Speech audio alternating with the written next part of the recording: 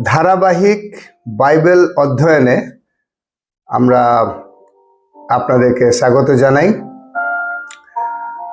আমি কেন বললাম আমরা, কারণ যখন আমরা এই বাইবেল অধ্যয়নের মধ্যে দিয়ে যাই তো আমি একা নই। এখানে এই বাইবেল অধ্যয়নকে ডিভাইসের মাধ্যমে জগতের কাছে নিয়ে যাওয়ার জন্য একটা টিম রূপে আমরা কাজ করি এবং ঈশ্বরকে ধন্যবাদ দিই যে আমরা একটা টিম রূপে এখানে কাজ করছি। ঈশ্বরকে ধন্যবাদ দিই আমাদের মিস্টার সাহেব বিশ্বাসের জন্য, যিনি সর্বদা আমাকে সাহায্য করেন এবং এইভাবে অনেক ঈশ্বরের কাজকে, ঈশ্বরের রাজ্যকে জগতে থ্রু সোশ্যাল মিডিয়া পাঠিয়ে দেওয়ার জন্য। আমরা আজকে বাইবেল অধ্যয়নে যাই এবং সর্বদা যেটা আমি বলে থাকি যে বাইবেল এবং ঈশ্বরের শাস্ত্র এমন একটি পুস্তক যার লেখক তিনি সর্বদা জীবিত রয়েছেন এবং অ্যাভেলেবেল রয়েছেন তার লেখাকে আমাদের কাছে জলের মতো বুঝিয়ে দেওয়ার জন্য। এবং যদি সেই পবিত্র আত্মা আমাদের সাথে এবং আমাদের মধ্যে কার্য না করে, পরিচালনা না দেয়, তাহলে যেমন অনেকের জন্য এই পবিত্র শাস্ত্র একটা কেবল গল্পের বই, অনেকের জন্য ইতিহাসের বই, অনেকের জন্য একটা লাইফ প্রিন্সিপাল বুকস। আমি জানি অনেককে যাদের ঘরে বাইবেল আছে এবং তারা পড়েছে বলে ভালো শিক্ষা এখানে পাওয়া যায়, এইভাবে করে তারা বাইবেলকে নিয়েছে, একটা ঐতিহাসিক বই রূপে নিয়েছে। কিন্তু আমি এই বাইবেলকে ঈশ্বরের মুখ্য নির্গত এবং নিঃশ্বাসের দ্বারা লিখিত, পবিত্র আত্মার দ্বারা লিখিত এই শাস্ত্রকে গ্রহণ করি এবং সুতরাং পবিত্র আত্মার উপস্থিতি এবং সাহায্য ব্যতি রেখে ঈশ্বরের বাক্য আমার জন্য কঠিন হবে নিজের জীবনে বোঝা, গ্রহণ করা, বিশ্বাস করা এবং বাধ্য হওয়া এবং তারপরে এই শাস্ত্র থেকে ফল পাওয়া। সুতরাং আসুন পবিত্র আত্মার উপস্থিতিতে পবিত্র আত্মাকে অনুমতি দিই যেন তিনি আমাদের উনার বাক্যকে বুঝতে, গ্রহণ করতে সাহায্য করেন। পবিত্র আত্মা, ধন্যবাদ সর্বপ্রথমে তুমি যে মিনিস্ট্রি আমাদের মধ্যে করে চলেছ, তোমার শাস্ত্র, তোমার দ্বারা লিখিত যে শাস্ত্র তুমি আমাদেরকে দিয়েছ, আজকে এই শাস্ত্র আমাদের কাছে আছে, আমার কাছে আছে, আমার ভাষাতে। ধন্যবাদ দিই প্রভু, আমি অল্প একটু পড়ালেখা জানি যে প্রভু বাংলা পড়তে পারি এবং প্রভু তোমার বাক্যকে, তোমার হৃদয়কে, তোমার ইচ্ছাকে আমি জানতে পারি আমার জন্য। এবং পিতা, এই মুহূর্তে আমরা যখন তোমার শাস্ত্রের গভীরে যেতে চাই, পবিত্র আত্মা তুমি একমাত্র যিনি এই পুস্তকের লেখক, যিনি আমাদেরকে বুঝতে সাহায্য করবেন এবং সঠিকভাবে আমাদের সাথে তুমি কথা বলবে। তোমার সাহায্য চাইলাম, তোমার অধিকার চাইলাম, তোমার অভিষেক চাইলাম পিতা, যিশুর নামে আমেন। আমরা একটা সিরিজে আছি এবং যদি আপনি আজকে প্রথমবার এই সিরিজ দেখছেন তাহলে আমাদের ইউটিউব চ্যানেলে আগাপে ফেলোশিপ কলকাতাতে আপনারা দেখতে পারেন। আর এই সিরিজের নাম হচ্ছে তিনি জানেন। ইংরেজিতে আমরা এই সিরিজের নাম দিয়েছি হি নোস। তিনি কি কি জানেন? যেহেতু তিনি আমাদের সৃষ্টিকর্তা ঈশ্বর, বা বাইবেল বলে যে তিনি আমাদের কেবল পৃথিবী সৃষ্টি করেননি, কিন্তু তিনি আমাকে এবং আপনাকেও সৃষ্টি করেছেন। তো পৃথিবী সম্পর্কে ওনার সব জ্ঞান রয়েছে, কারণ তিনি সৃষ্টিকর্তা। গীতসংহিতা 24:1 বলে উনারই কর্তৃত্ব এবং অধিকারে পৃথিবী রয়েছে। কিন্তু তার সাথে সাথে আমি এবং আপনি, আমরা ওনার সৃষ্টি। সো তিনি আমাদের সম্পর্কে কি কি জানেন সেটা আজকে আমার জানার প্রয়োজন রয়েছে। তিনি জানেন আমার সম্পর্কে সবকিছু।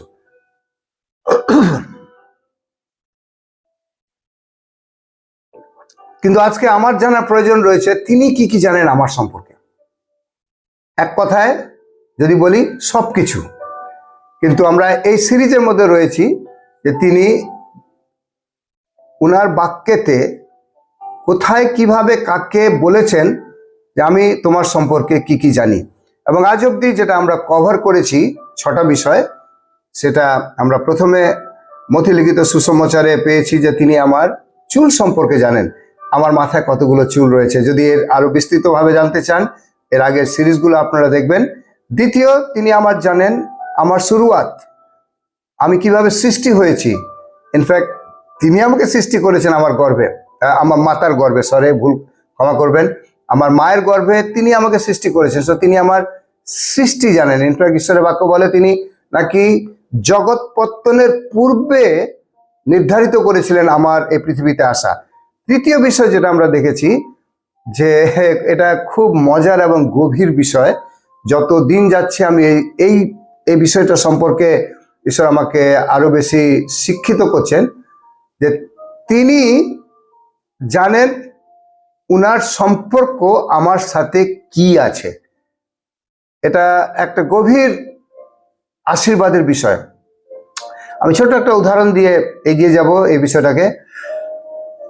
আমার 2টো মেয়ে রয়েছে, আমার একটা স্ত্রী রয়েছে, এবং আমি আমার স্ত্রীর সাথে এবং আমার 2 মেয়ের সাথে ওই রূপে ব্যবহার করি, এবং আমি তাদের জীবনে ওই রূপে আশীর্বাদের কারণ যেভাবে আমি জানি আমার সম্পর্ক তাদের সাথে কি।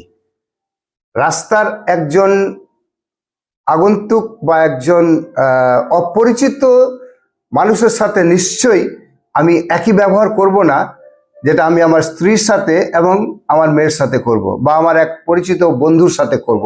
সো আমার রিলেশনশিপ ডিপেন্ড করছে আমার আশীর্বাদ। সো সুতরাং ঈশ্বর জানেন আমার রিলেশনশিপ ওনার সাথে কি আছে, সেটা আমারও জানার দরকার আছে যে আমার পিতার সাথে আমার কি সম্পর্ক।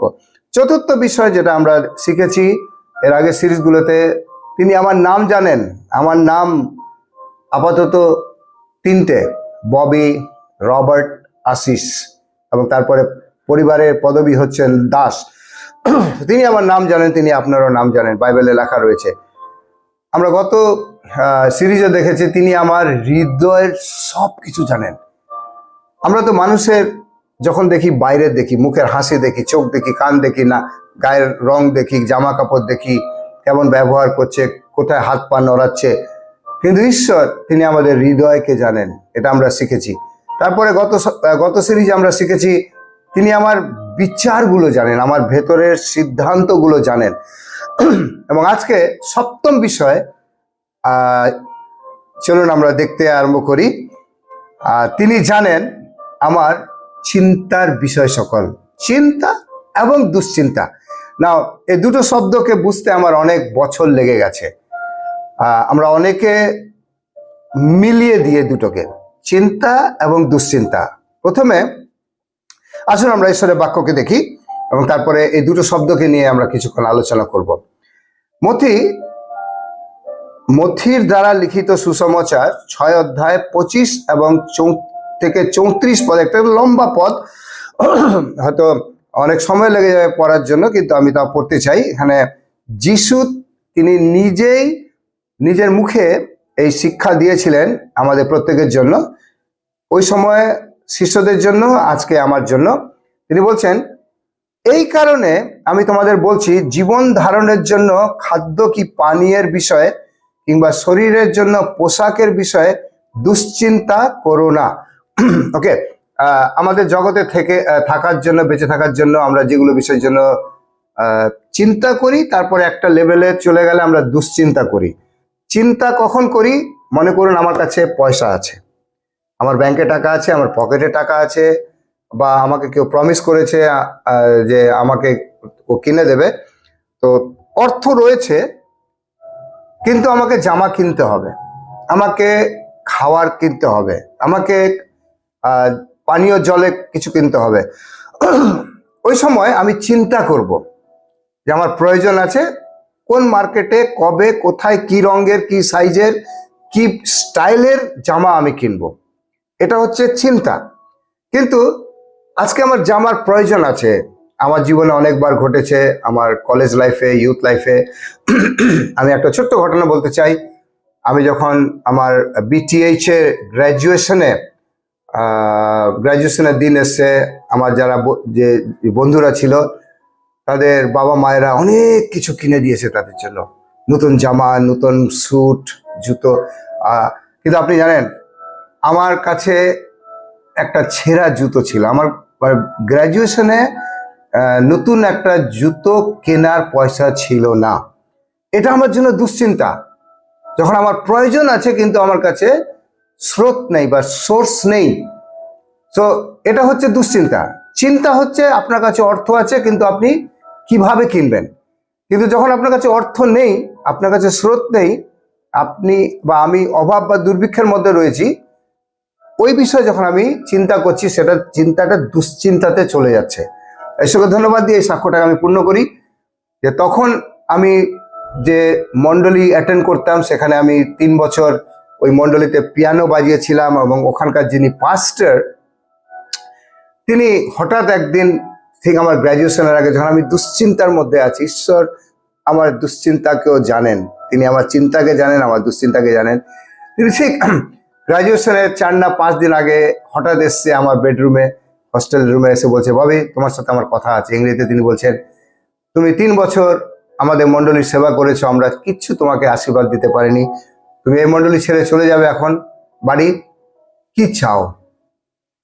আমরা মণ্ডলীগতভাবে তোমাকে আশীর্বাদ দিতে চাই, কি চাও? আপনি জানেন, তিনি বলছিলেন তোমার কিসের অভাব আছে, কি প্রয়োজন আজকে? আর আমি যেহেতু জুতো নিয়ে চিন্তা করছিলাম, কোথাও থেকে কেউ একজন আমাকে সুন্দর একটা সাদা শার্ট দিয়েছে, একটা কালো প্যান্ট দিয়েছে, জুতো নেই, একটা লেদারের জুতো কিনতে চেয়েছিলাম। পাস্টারকে বললাম, পাস্টার বাবু আমার জুতো নেই। তিনি সাথে সাথে, তখনকার দিনে 1993-তে তিনি আমাকে 500 টাকা না 400 টাকা দিয়েছিলেন, যাও ভাবি একটা ভালো জুতো কিনে নিয়ে আসো। হালেলুয়া! ঈশ্বর আমার দুশ্চিন্তার বিষয়গুলোকে জানেন। আর সেটাই তিনি বলছেন যে চিন্তা এবং দুশ্চিন্তা বিষয়ে, পোশাকের চেয়ে শরীর কি বেশি গুরুত্বপূর্ণ নয়? আকাশের পাখিদের দিকে তাকিয়ে দেখো, তারা বীজ বপন করে না, ফসল কাটে না বা গোলায় সঞ্চয় করে না, তবু তোমাদের স্বর্গস্থ পিতা তাদের খাদ্য যোগান। আজকে প্রিয়রা বলতে চাই, আপনার ওয়ারিজ, আপনার দুশ্চিন্তা বিষয় সকল ঈশ্বর জানেন। আপনার কাছে যখন স্রোত আছে, সেটাও আপনি ঈশ্বরকে দিন। ঈশ্বরকে বলুন, ঈশ্বর তুমি আমাকে সঠিকভাবে এটা ব্যবহার করতে সাহায্য করো। আমি একটা ছোট কথা বলতে চাই, অনেকের কাছে আমাদের অঢেল আছে, অনেকের কাছে আমাদের অর্থ আছে, অনেকের কাছে আমাদের অনেক কিছু রয়েছে, কিন্তু বুদ্ধিমান আমরা তখন যখন আমরা সেগুলোকে ঈশ্বরের হাতে সমর্পণ করে বলি, ঈশ্বর তুমি আমাকে বুদ্ধি দাও, তুমি আমাকে বুদ্ধি দাও, যেন যা কিছু আমার রয়েছে এই সমস্ত কিছু আমি সুবুদ্ধির সাথে সুস্থানে, সঠিক স্থানে এটা নিয়োগ করতে পারি বা বপন করতে পারি। আবার যখন আপনার কাছে কিছু নেই, আপনি দুশ্চিন্তার মধ্যে রয়েছেন, আমি বাইবেলে অনেকগুলো অংশ এখান থেকে পড়তে চাইছি আপনার জন্য। এখানে ঈশ্বর বলছেন, আমি তোমার দুশ্চিন্তার জন্য চিন্তা করে থাকি। 27 পদ 6 অধ্যায়, দুশ্চিন্তা করে তোমাদের কেউ কি নিজের আয়ু 1 ঘন্টাও বৃদ্ধি করতে পারে? আর পোশাকের বিষয়ে তোমরা কেন দুশ্চিন্তা করো? দেখো মাঠের লিলি ফুলগুলো কিভাবে বিকশিত হয়, তারা পরিশ্রম করে না, সুতো কাটে না। তবু আমি তোমাদের বলছি, রাজা সলোমন তার সমস্ত মহিমায় এদের একটিরও মতো সুশোভিত ছিলেন না। অর্থাৎ ঈশ্বর যে একটা ছোট্ট মাটিতে ঘাসের ফুলে যে আশ্চর্য কার্য করেছেন, তিনি সলোমনের জীবনেও করেছেন। ইনফ্যাক্ট তিনি বলছেন যে ওই ছোট্ট ফুলে ঈশ্বরের যে বড় কাজ, ওটা সলোমনের রাজার জীবনে বলে অত সুশোভিত ছিল না। তাহলে হে অল্প বিশ্বাসীরা, তিনি কি তোমাদের আরো বেশি সুশোভিত করবেন না? সেই কারণে আমরা কি খাবো, কি পান করব, কি পরবো, এসব নিয়ে দুশ্চিন্তা করো না। কারণ পরজাতীয়রা এই সমস্ত বিষয়ে ব্যতিব্যস্ত হয়ে থাকে। তোমাদের সমস্ত পিতা জানেন যেগুলো তোমাদের প্রয়োজন, কিন্তু তোমরা প্রথমে তার রাজ্য এবং ধার্মিকতার অন্বেষণ করো। প্রভু যীশু খ্রিস্ট এখানে অনেক শিক্ষা দেওয়ার পরে একটা আজ্ঞা দিচ্ছেন যে সব কিছুর সলিউশন আছে যদি আপনি ঈশ্বরের রাজ্য ধার্মিকতার বিষয়ে প্রথমে অন্বেষণ করেন। এখানে লেখা রয়েছে ফার্স্ট, প্রথমে কি পড়বো না, প্রথমে কি খাবো না, প্রথমে কি আমার প্রয়োজন না। ঈশ্বর তুমি কি চাও আজকে আমি করব। আমার কাছে অঢেল সাক্ষ্য আছে প্রিয়রা, যে আমার প্রয়োজন অনেক ছিল, আজকে রয়েছে। আজকে আমরা নেপালে যাচ্ছি 3 জন, এবং সেখানে যাওয়ার জন্য গতকালকে পর্যন্ত একটা বড় অর্থের প্রয়োজন ছিল। কালকে সন্ধ্যাবেলা পর্যন্ত কেবল বিশ্বাসে আমি এগিয়েছি। সন্ধ্যাবেলায় আমি চাইনি আমার স্ত্রীর কাছে, ঈশ্বরের উপস্থিতিতে আমি সত্য কথা বলছি, আমি আমার স্ত্রীর কাছে চাইনি। আমি নিজে বলবো না দুশ্চিন্তার মধ্যে ছিলাম, কারণ আমি ঈশ্বরকে দেখে ফেলেছি। ঈশ্বরের কাজে যারা এগোয়, ঈশ্বর তাদের পেছনে সমস্ত স্রোতকে নিয়ে আসেন। আমি আজকে জীবন্ত সাক্ষ্য আপনাকে দিতে চাই। আমি প্রত্যেক দিন ঈশ্বরের কাছ থেকে সাক্ষ্যকে খুঁজি এবং সাক্ষ্য তৈরি হয় আমার জীবনে। এবং গতকাল রাতে আমি ধন্যবাদ দিই আমার স্ত্রীর জন্য, তিনি হঠাৎ কালকে 2 বার আমাকে বললেন, আমি চুপ ছিলাম, তোমার নেপাল ট্রিপের জন্য কত লাগবে। আমি প্রথমবার চুপ করে গেছি, দ্বিতীয়বার তিনি আবার জিজ্ঞাসা করেছেন, বলিনি। আজকে সকালে তিনি বলছেন, তোমার কত টাকা লাগবে আমি তোমাকে চেক দিচ্ছি। তিনি এখন আমাকে, আমার পকেটে আমার ওপেন চেক আছে, সাইন করে দিয়েছেন আমার স্ত্রী, বলে তোমার যত টাকা দরকার তুমি নিয়ে নাও। This is my god is. দুশ্চিন্তা যখন আমি করব তখন আমি বিপদে পড়ব। জগতের লোকেরা দুশ্চিন্তা করে, কিন্তু যদি আমি ঈশ্বরের রাজ্য এবং ধার্মিকতার বিষয়ে খোঁজ প্রথমে করি, তিনি বলছেন তাহলে এই সমস্ত বিষয় তোমাদের দেওয়া হবে। অতএব কালকের বিষয়ে দুশ্চিন্তা করো না, কারণ কাল স্বয়ং নিজের বিষয়ে দুশ্চিন্তা করবে। প্রত্যেকটি দিনের কষ্ট প্রত্যেক দিনের জন্য যথেষ্ট। প্রিয়রা, আজকে আমি আপনাদেরকে এবং আমরা নিজেরা উৎসাহিত হতে চাই। ঈশ্বর আমার দুশ্চিন্তাকেও জানেন। তিনি যেমন আমার নাম জানেন, আমার চুল জানেন, আমার হৃদয় জানেন,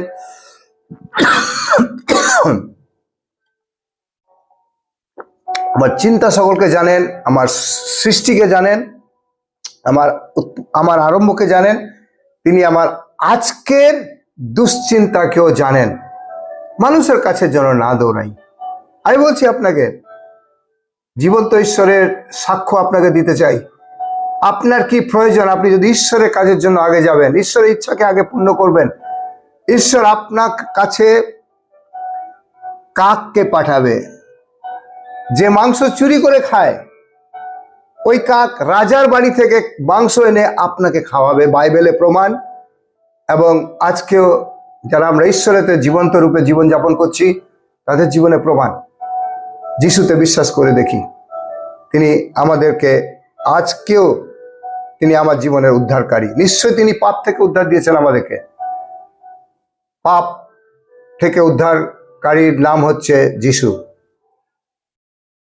স্বর্গদূত বলছে তার নাম যিশু রাখবে জোসেফ, কারণ তিনি সমগ্র জগতের পাপভার তুলে নেবেন।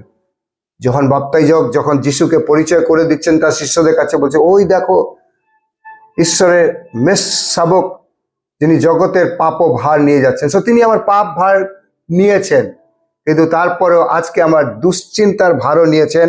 কারণ প্রথম পিতর 5:7 লেখা রয়েছে, প্রথম পিতর 5:7, তোমাদের সমস্ত দুশ্চিন্তার ভার তারই উপরে ফেলে দাও, কারণ তিনি তোমাদের জন্য চিন্তা করেন।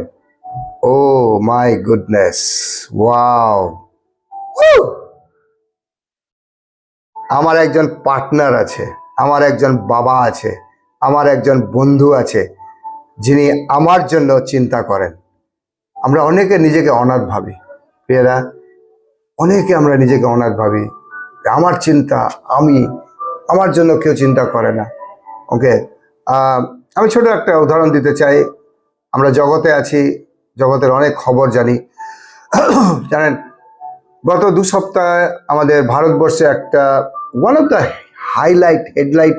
হেডলাইন নিউজ ছিল আমাদের, আমার ভালো লাগে ওকে, আমাদের মিস্টার রাজপাল যাদব, যিনি অনেকগুলো সিনেমাতে কমেডিয়ান করেছেন এবং উনি অনেককে আজকে আনন্দ দিয়েছেন ওনার তালন্তের দ্বারা। আমি ওনাকে ভালোবাসি, ওনার অ্যাক্টিং দেখি, এবং যে কোনো একটা ওনার ভুল কারণে হোক, সিদ্ধান্তের কারণে হোক, ওনাকে যখন দিল্লি তিহার জেলে দেওয়া হয়, তিনি নিজে যখন সারেন্ডার করেন, তিনি একটা কমেন্ট দিয়েছিলেন, যদিও তিনি অনেককে খাইয়েছেন বাড়িতে, এটা খুব ভাইরাল হয়েছে মিডিয়াতে। তিনি বলছেন, আমার কেউ বন্ধু নেই। হ্যাঁ, যখন তিনি জেলে গেছেন তখন ওনার ওই ফিলিংটা এসেছিল, কিন্তু আপনি জানেন ঈশ্বর ওনাকেও ভালোবাসে। আমি ওনার নিউজগুলো পরপর আপডেট করেছি, ফলো করেছি, এবং যেটা দেখেছি যে যেই তিনি জেলে গেছেন উনি ভাবছেন উনি একা, কিন্তু ঈশ্বর, বাইবেল স্টাডিতে আমি কয়েকজনের নাম নিচ্ছি, ওনারা জীবিত আছেন আজকে, যা কিছু ঘটছে ঈশ্বরের কাজ আমি এইখানেও দেখি। উনি কয়েকজন উঠে এসছে, আমি নাম এখন নেব না, যারা লক্ষে কোটি টাকায় দিয়ে আজকে ওনাকে জেল থেকে বার করেছে। যেদিন জেলে তিনি যাচ্ছিলেন সেদিন ছিল ওনার বক্তব্য, কেউ আমার সাথে নেই, এবং যখন তিনি জেল থেকে বেরোচ্ছেন 2 দিন আগে, তিনি তখন বলছেন ওই সমস্ত ব্যক্তির কথা, ওরা মহান। ওকে, আজকে আমি আপনাকে বলতে চাই, আমরা অনেক সময় ভাবি আমি একা, কিন্তু জানেন কোনো মানুষ আপনাকে সাহায্য করবে আপনার ক্ষেত্রে, কিন্তু ওই মানুষকে কে পাঠাবে জানেন? ঈশ্বর। কারণ ঈশ্বর আপনার হয়ে চিন্তা করেন, আপনার দুশ্চিন্তার জন্য তিনি চিন্তা করেন, এবং আপনার ভালো বিষয়ের জন্য তিনি চিন্তা করেন, যদি আপনি ওনাকে আপনার বন্ধু বানিয়ে নেবেন। দ্বিতীয় বিষয় আজকে যেটা আমরা দেখতে চাই সেটা হচ্ছে, তিনি জানেন আমার প্রত্যেকটা অ্যাকশন। তো আজকে আমরা প্রথম বিষয় দেখছি, তিনি জানেন আমার দুশ্চিন্তা সকল, এবং উপদেশক 12 অধ্যায় 14 পদ, সেখানে লেখা রয়েছে ঈশ্বর আমার প্রত্যেকটা অ্যাকশন এবং কাজগুলোকে জানেন, লেখা রয়েছে। কারণ ঈশ্বর প্রত্যেকটি কাজের বিচার করবেন। আমরা জানি তো, যিশু একদিন এই পৃথিবীতে 2000 বছর আগে এসেছিলেন রাজা হয়ে, উদ্ধারকর্তা হয়ে, আমাদেরকে নম্রতায়, অনুগ্রহে, দয়ায়, ক্ষমায়, বলিদানে বাঁচানোর জন্য, কিন্তু তিনি একদিন আসছেন রাজা হয়ে, বিচারক হয়ে। আর সেদিন সম্পর্কে লেখা রয়েছে ঈশ্বর আমাদের প্রত্যেকটি কাজের বিচার করবেন, এমনকি সকল গুপ্ত বিষয়ে, মানে কোথায় লুকিয়ে আমরা কি করছি, পাবলিকলি কি করছি, তা ভালো হোক বা মন্দ হোক। উপদেশক 12 অধ্যায় 14 পদে বলছে আমরা লুকিয়ে কিছু করছি বা পাবলিকলি কিছু করছি।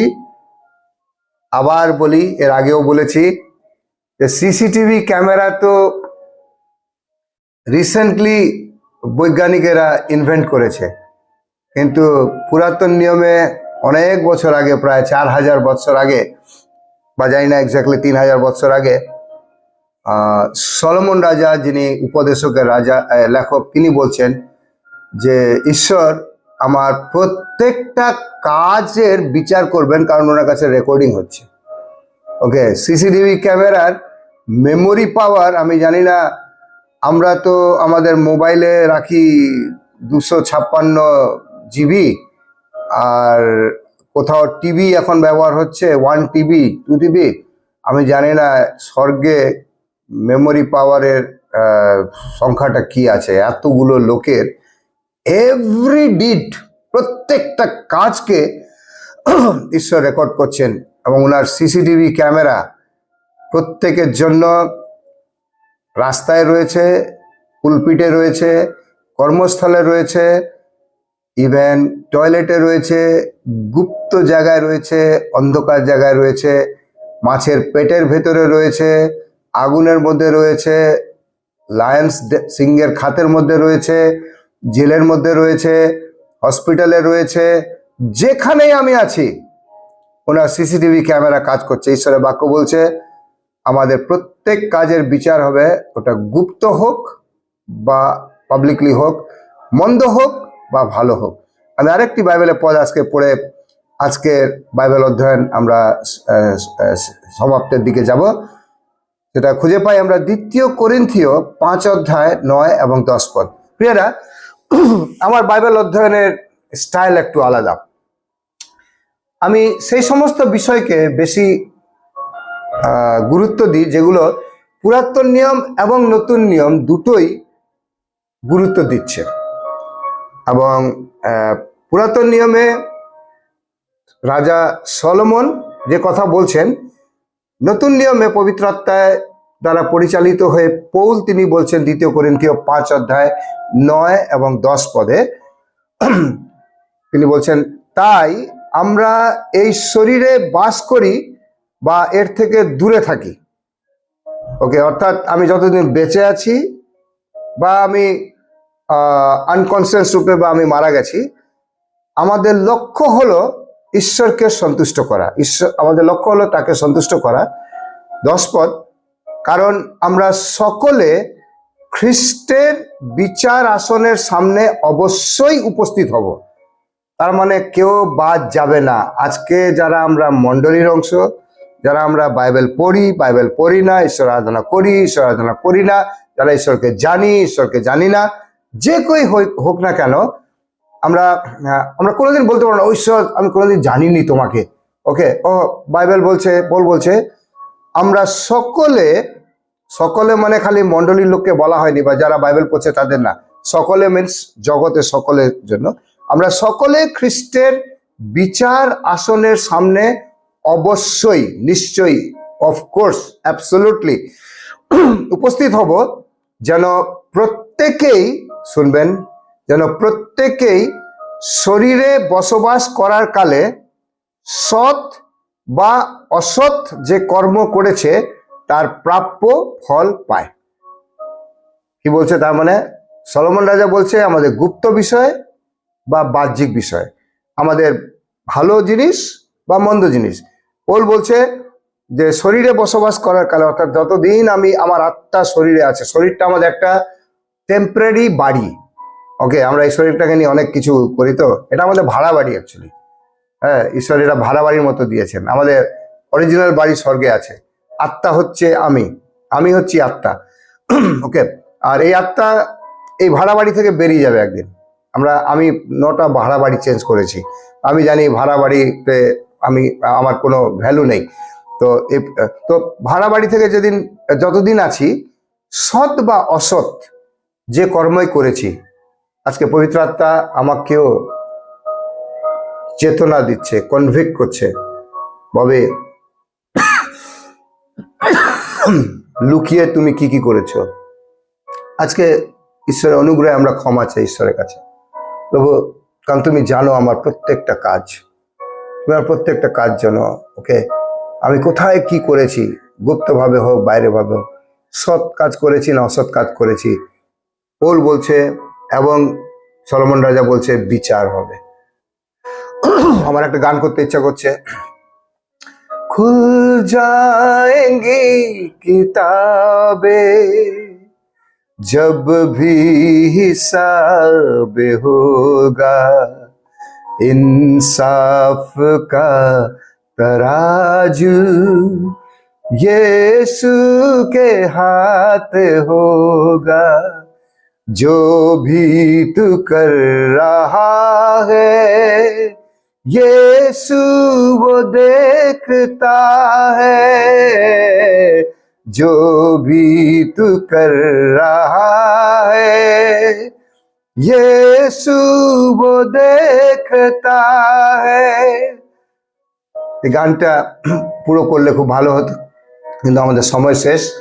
যা স্মরণ করে দিতে চাই, ইয়ে ইয়াদ করলে ইনসান যে প্রত্যেক কাজের বিচার হবে। সুতরাং আমরা কিভাবে জীবনযাপন করব? আসুন আমরা ছোট প্রার্থনা করি ঈশ্বরের কাছে এবং আজকে বাক্য অনুসারে ঈশ্বরকে ধন্যবাদ দিই যে তিনি আমার